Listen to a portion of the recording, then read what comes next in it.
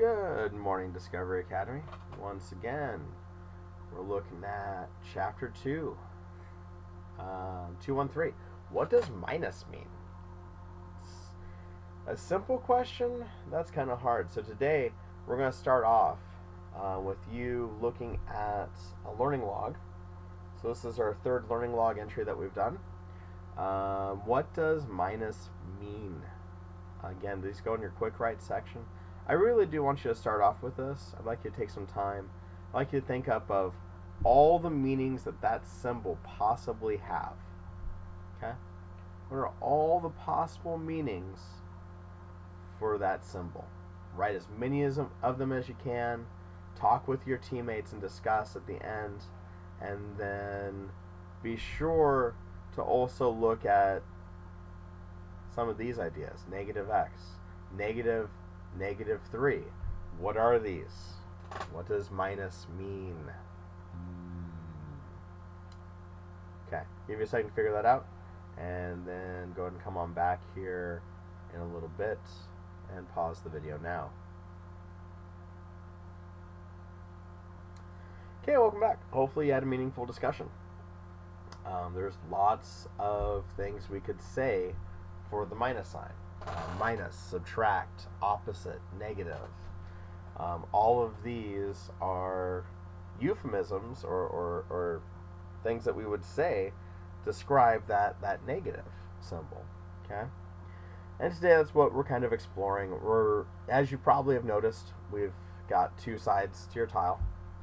So if we were to look at some algebra tiles here, we'd be able to see that the red side of tiles versus the other color, we're going to call the red forever negative. Okay? Red is forever negative. The other color is forever positive. Okay? Forever, evermore. In the book, it's a little tricky. You notice a shaded square represents a positive tile, and an unshaded square represents a negative tile. And we're going to hold to this on the test. Okay? So on the test, you will see piles of algebra tiles that you got to look at. And you're going to have to be able to go, okay, these empty ones are negatives, and these filled in ones are positives. Okay? So I think it's a little bit easier to see it with the algebra tiles because you have the clear color. It is absolutely a-okay on the test for you to use the algebra tiles. I have no problem with that. Okay? I think it's a little bit easier sometimes. You do have to memorize positive is colored in, negative is open. It's going to help you. I'll try putting that on the test so you can see it, but you want to try to internalize that. Okay? Now today, in problem 223, we start talking about something called an expression mat. Expression mats look like this. You should have this resource page in front of you. Resource mats, or expression mats, you've seen something similar to this in 7th grade. There's no dashed line and negative piece, though. That's the new elements to an expression mat. And what's going on in an expression mat is that this is a positive region, and this can almost be thought of as a negative region. Okay? So any tiles that get put down here, they're going to flip. Alright? So if I were to put 2 positive 1s down here, they're really actually negatives. Okay? It's a little tricky. Well, let's see if I can make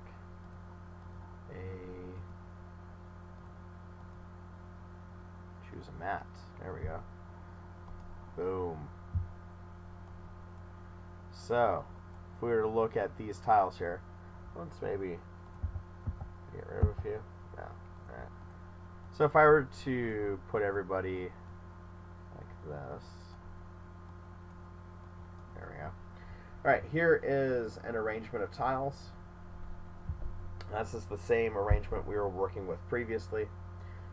what we have here is that this is the positive region of tiles, and this is a negative region. It's almost like a negative parentheses. Okay, so the best way I have found to really work with an expression like this is to change the signs and bring them up. Just flip and bring them up. Flip and bring them up. And this process makes your life a little bit easier, because then you don't have to figure out what the values are down here. Because remember, it's going to be the opposite of whatever color tile you see, right? Whatever color tile you saw down here, you're going to have to flip it up into the positive, and that means you have to flip the colors, okay? Now, here's where things get interesting. We have this new concept today we're going to call zero pairs, okay?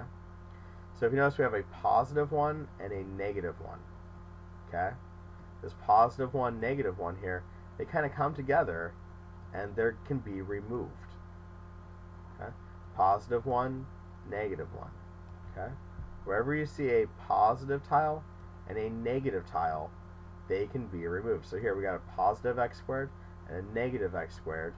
We can pull those both off, and that allows us to simplify. That's a pretty big deal. Oh, we got one more here.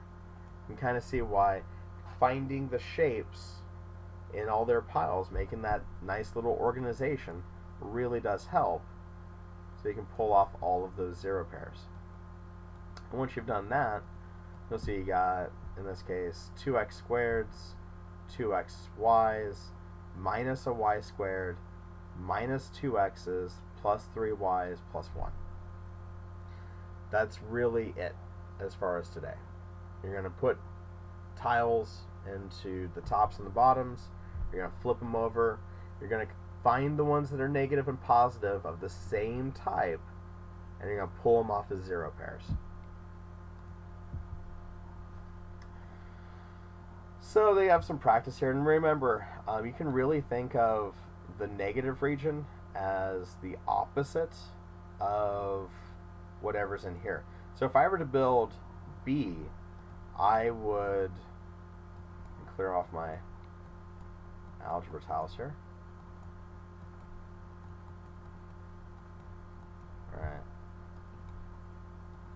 When you clear off your algebra tiles, please put them in the bag. Don't just shatter or scatter them to the side. You will make a mess, things will drop.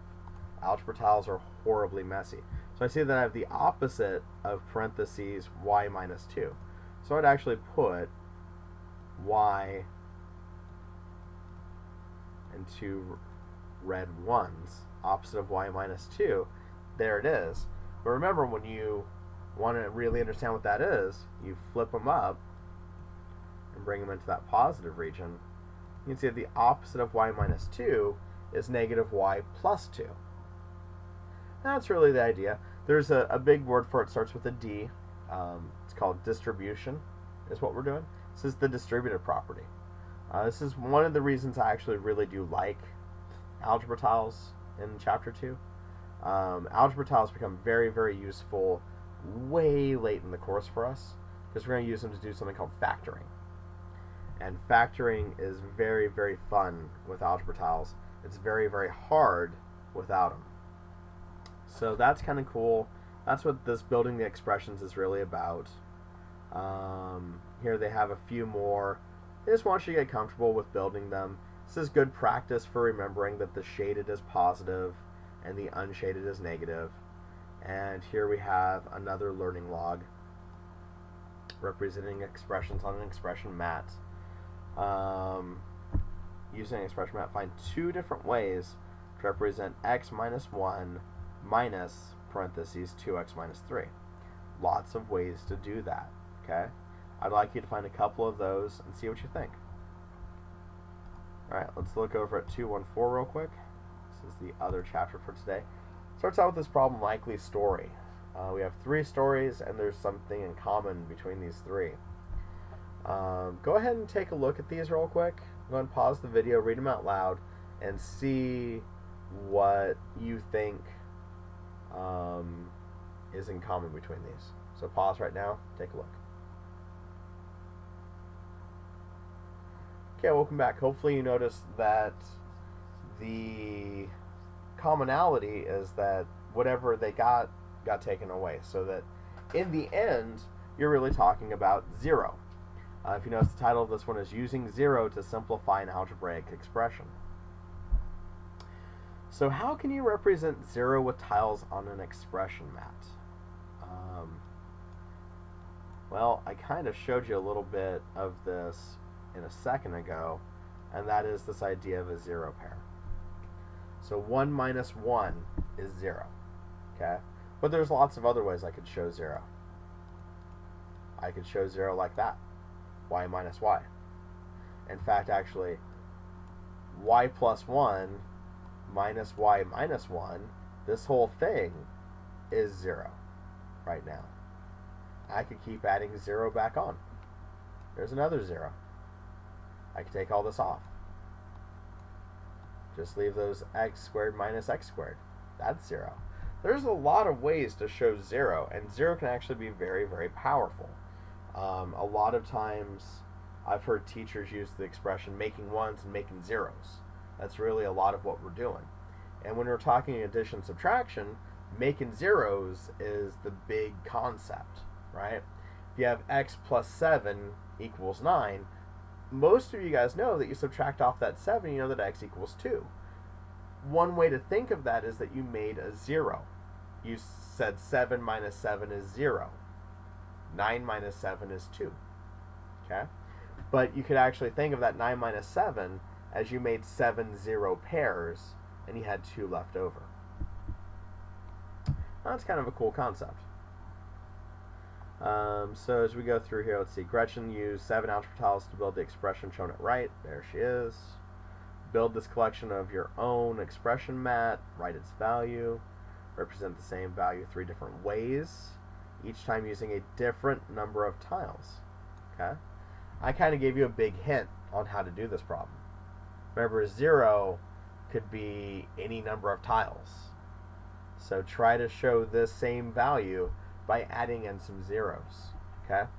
And the real reason that we're showing this to you is because you're going to see complicated expressions, and realistically the way a teacher makes an expression complex is that they add a bunch of zeros, a bunch of positives and negatives that all go away in the end, and you're left with something simple.